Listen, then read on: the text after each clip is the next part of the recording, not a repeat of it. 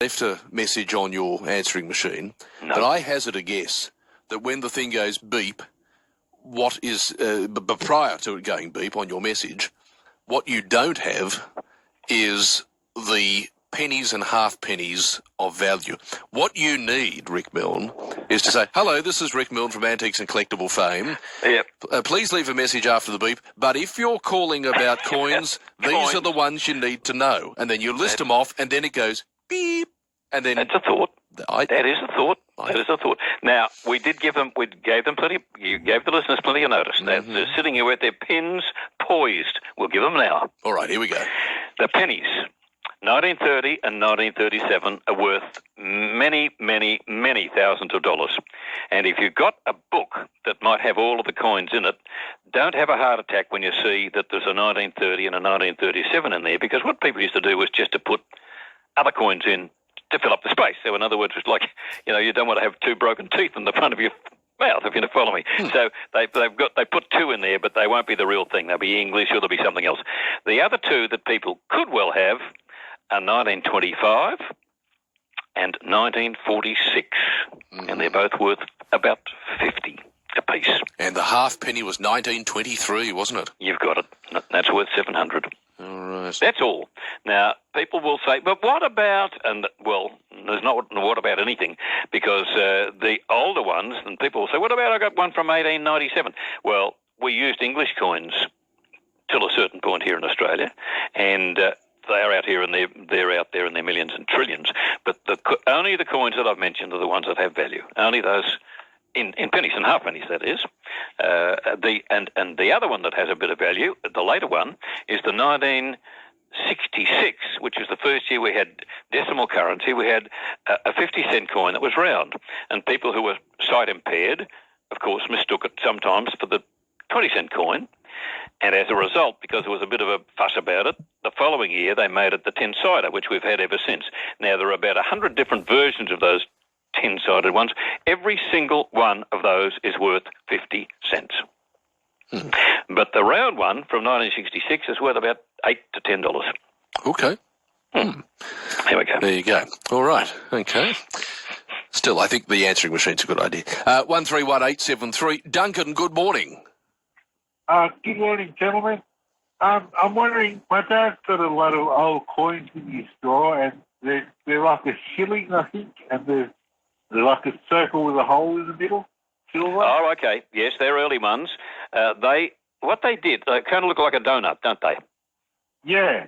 Yes. Yeah, what they did, it's amazing. Back in the earliest of times, because we were very short of coins, they issued coins and they knocked the middle bit out, so the outer part looks like a donut, and they used the little dump, the little bit in the middle. They used that as a coin as well.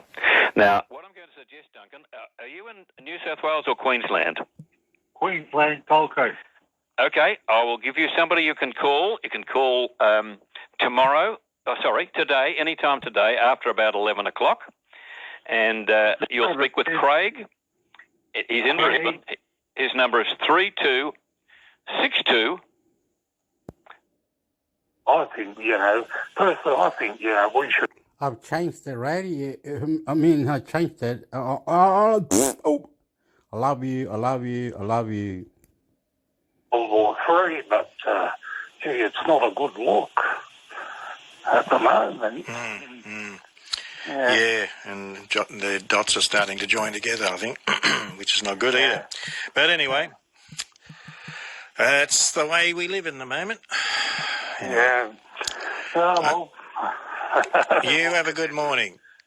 good morning to you. Cheers, buddy. Quick break and then back to the phones. Richard King for breakfast on 2SM. The unemployment rate, the prediction is it's currently 4%. It'll be 3.5% by the end of the year. Oh, that was the Talkback Radio 2SM. How that... What? You've turned it off, Hector.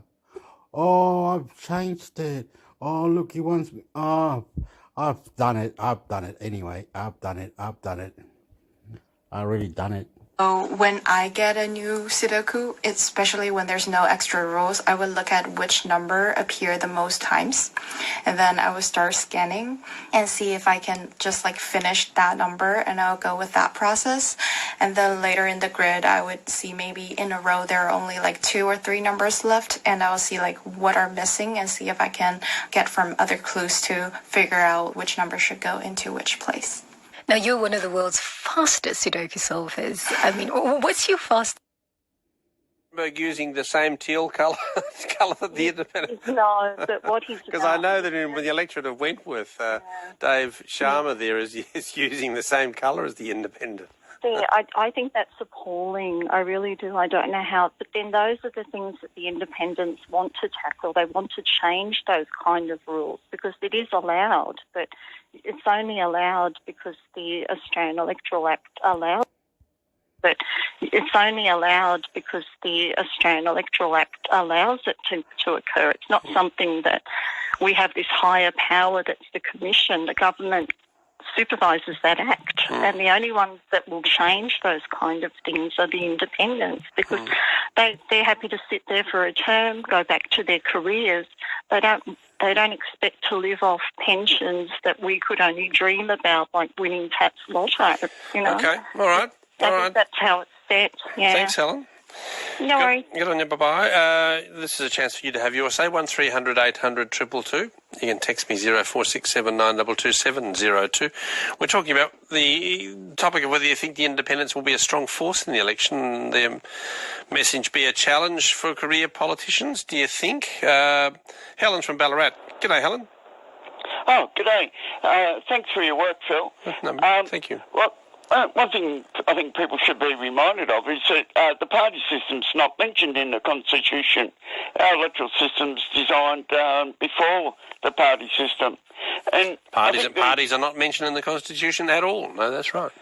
Yeah, and also the parties have corrupted democracy so much that quite often you can't even vote for a local person. Quite often you get someone who's parachuted in from somewhere else because that's the person the party wants because they represent the party. Not off the platform because it was seen as that being where the danger was. So I've changed it all. I'm going crazy. I love you. I love you. Beautiful. I love you. Or smoke grenade had gone off, leaving it pretty hard to breathe and hard to see on board the carriage. Channel 9's website is reporting via the AP that 5 people were shot and an unexploded device has been found at the train station. So I imagine the police will have more on that when they give their press conference. Let's just move on from that to the Johnny Depp trial. What's the latest in that, Michael Genovese? It's all happening this morning, Tony. Yeah. The lawyer for Amber Heard is on his feet right now for opening statements. This, of course, is the defamation trial. Johnny Depp is suing his ex-wife, Amber Heard, for $50 million, or for 67 million Australian dollars, for damages to his career after he claims that she defamed him in that opinion piece that she wrote in the Washington Post. Opening statements underway. We heard from Johnny Depp's lawyers first, who gave a pretty powerful argument to talk about Amber Heard, her mental state, calling her a manipulator, saying that she had manipulated Johnny Depp and that at no point had he been violent towards her.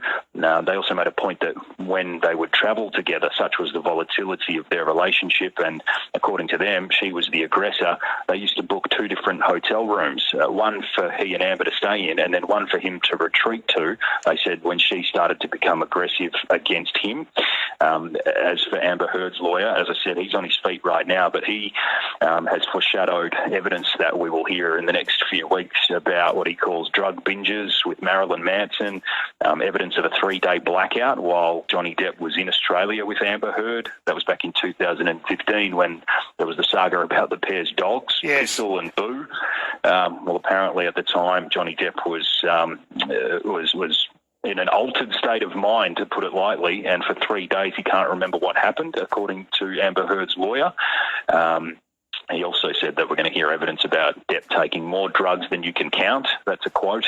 And on a flight from LA to New York, where apparently he hadn't eaten for days, he'd been using cocaine, had drunken half a bottle of whiskey, taken pills and polished off 2 bottles of champagne.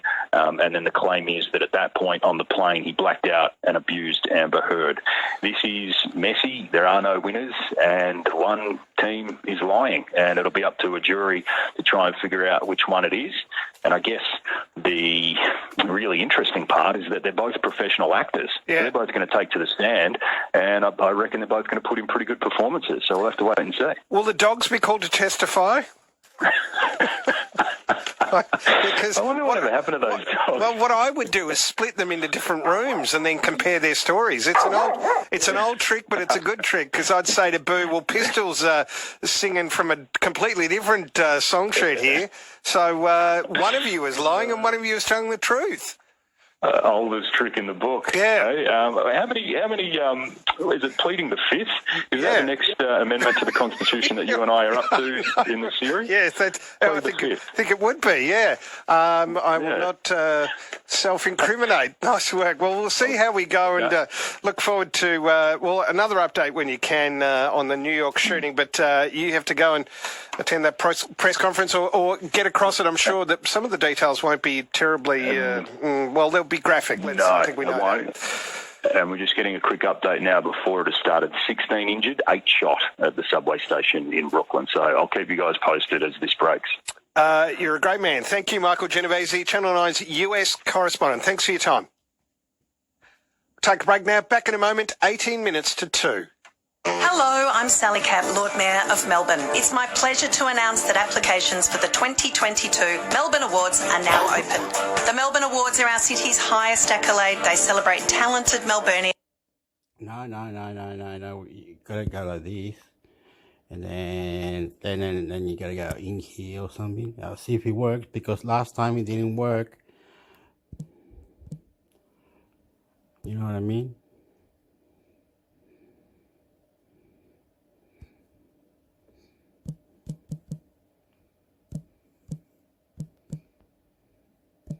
I'm typing the words. Oh, it's finding some station.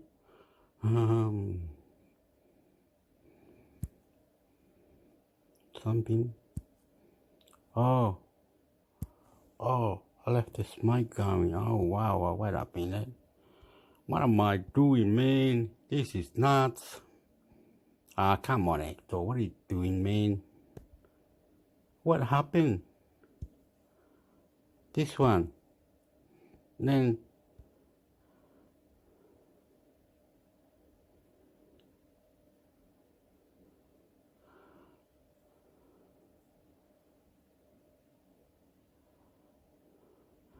no. Got it all wrong. You're going 12 now. I'm gonna get upset with you, Hector. Come on.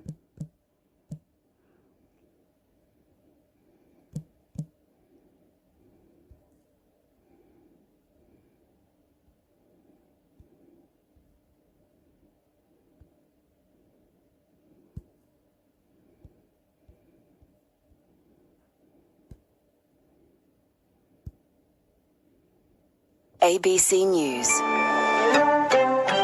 Hello, Amber Jacobs with the latest headlines. Victoria will host the 2026 Commonwealth Games, with the majority of the events set to be in regional areas. Hubs will be set up in Ballarat, Geelong, Bendigo and Gippsland, and each regional centre will have an athletes' village. The opening ceremony will be at Melbourne's MCG. Labor leader Anthony Albanese says skilled migration will be needed to fulfil Labor's pledge to boost aged care nursing levels, but he's dismissed concerns from across the Tasman. ABC News. Amber Jacobs with the latest headlines. The opposition has questioned how Alan Tudge is still in federal cabinet when the government has agreed to pay one of his former staffers $500,000. Mr Tudge was asked to stand aside as Education Minister last year after Rochelle Miller alleged he was emotionally and on one occasion physically abusive. Mr Tudge has strongly denied the allegations, and an investigation found insufficient evidence that he'd breached ministerial standards. Ms Miller has reached a settlement with the government which will top $500,000. Labor is in damage control after leader Anthony Albanese failed to answer questions about economic figures. While campaigning in Tasmania, Mr Albanese was asked if he knew the official cash rate and national unemployment rate, but struggled to give an answer. A short time later, he fronted the media again to try and rectify the damage, admitting that he'd made a mistake. New South Wales Transport Minister David Elliott has played down the impact of today's strike by bus drivers, saying many still showed up to work. There's been public transport delays across Sydney today with around 300 bus drivers going on strike. ABC News. ABC News.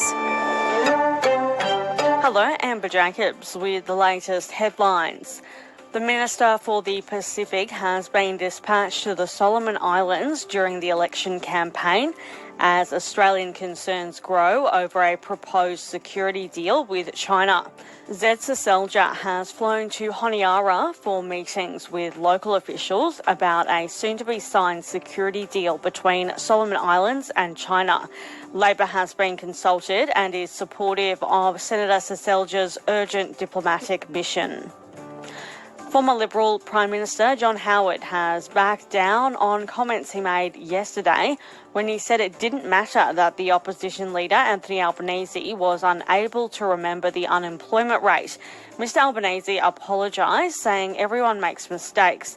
Mr Howard says anyone who wants to be the Prime Minister should know the on comments he made yesterday for the election campaign. Said it didn't matter that the opposition leader Anthony Albanese was unable to remember the unemployment rate. Has been consulted and is supportive of Senator Seselja's urgent diplomatic mission. Former Liberal Prime Minister John Howard has backed down on comments he made yesterday when he said it didn't matter that the opposition leader Anthony Albanese was unable to remember the unemployment rate. Mr Albanese apologised, saying everyone makes mistakes. Mr Howard says anyone who wants to be the Prime Minister should know the unemployment rate. A teenager will face court over a fatal stabbing at Sydney's Royal Easter Show. A 17-year-old boy died with stab wounds last night. A 15-year-old has been charged with a fray, carrying a knife and being armed in public with intent. Police are still looking for other suspects, including the murderer. The UK says all options would be on the table if chemical weapons were used by Russia in Ukraine. Unconfirmed local reports from Ukraine allege Russian forces may have used chemical weapons in the southern port city of Mariupol. Britain says their use would signal a red line. ABC News. ABC News. Andrew Kalupis with the latest. Australia's Minister for the Pacific has been dispatched to Solomon Islands during the election campaign as concern grows over a proposed security deal with China. On day 2 of the election campaign, Zed Seselja has flown to Honiara for meetings with local officials about a soon-to-be-signed security deal between Solomons and China. Under a leaked draft of the document, Beijing would be allowed to station Navy ships and defence personnel to protect billions of dollars in Chinese infrastructure in the developing country. The ABC has confirmed Labor has been consulted and is supportive of the minister's urgent diplomatic mission. Ukraine and Russia are building up their infrastructure. Andrew Kalupis with the latest. Australia's Minister for the Pacific has been dispatched to Solomon Islands during the election campaign as concern grows over a proposed security deal with China. On day 2 of the election campaign, Zed Seselja has flown to Honiara for meetings with local officials about a soon-to-be-signed security over a proposed. Andrew Andrew Kalupis with the latest. Australia's Minister for the Pacific has been dispatched to Solomon Islands during the election campaign as concern grows over a proposed security deal with China. On day 2 of the election campaign, Zed Zaselja has flown to Honiara for meetings with local officials about a soon-to-be-signed security deal between Solomons and China. Under a leaked draft of the document, Beijing would be allowed to station Navy ships and defence personnel to protect billions of dollars in Chinese infrastructure in the developing country. The ABC has confirmed Labor has been consulted and is supportive of the minister's urgent diplomatic mission. Ukraine and Russia are building up their military forces in the eastern Ukrainian region of Donbass as Moscow switches the focus of its offensive. Analysts predict Russia may launch a new assault on the city of Mariupol, where thousands are reported to have died under a 7-week siege. Ukrainian President Volodymyr Zelensky has described Lithuania as the first foreign country to show real leadership in response to Russia's invasion. In a speech to the Lithuanian parliament, Mr. Zelensky praised the former Soviet state for giving up Russian energy and arming Ukraine. He says the European Union as a whole is still too hesitant in sanctioning Moscow. The US and Britain say they're looking into reports that chemical weapons have been used by Russian forces attacking Mariupol. It follows Ukrainian media reports that say Russian forces dropped poison via drones on Mariupol. Former long-serving Liberal Prime Minister John Howard has backed down on comments he made on Monday when he said it didn't matter that the opposition leader, Anthony Albanese, was unable to recall the unemployment rate. Mr Albanese apologised for the embarrassing blunder on the first day of the election campaign, saying everyone makes mistakes. At an event in Western Australia, Mr. Unemployment rate at the European Union as a whole, in speech to the Ukrainian President Volodymyr Zelensky has described Lithuania as the first foreign country to show real leadership in response to Russia's invasion. In a speech to the Lithuanian parliament, Mr. Zelensky praised the former Soviet state for giving up Russian energy and arming Ukraine. He says the European Union as a whole is still too hesitant in sanctioning Moscow. The US and Britain say they're looking into reports that chemical weapons have been used by Russian forces attacking Mariupol. It follows Ukrainian media reports that say Russian forces dropped poison via drones on Mariupol. Former long-serving Liberal Prime Minister John Howard has backed down on comments he made on Monday when he said it didn't matter that the opposition leader, Anthony Albanese, was unable to recall the unemployment rate. Mr Albanese apologised for the embarrassing blunder on the first day of the election campaign, saying everyone makes mistakes. At an event in Western Australia, Mr Howard said anybody who wants to be Prime Minister should know the unemployment rate. ABC News. Okay, I'm going to cut it. What's this? Those this, post these 2 stars. How we can do wah. We. My reply. Love you. How do you turn it off? Again, I have to go over here and then subscribe to my channel, intermix hector. Intermix hector, bom, peppo. Love you, and compa asas. Love you.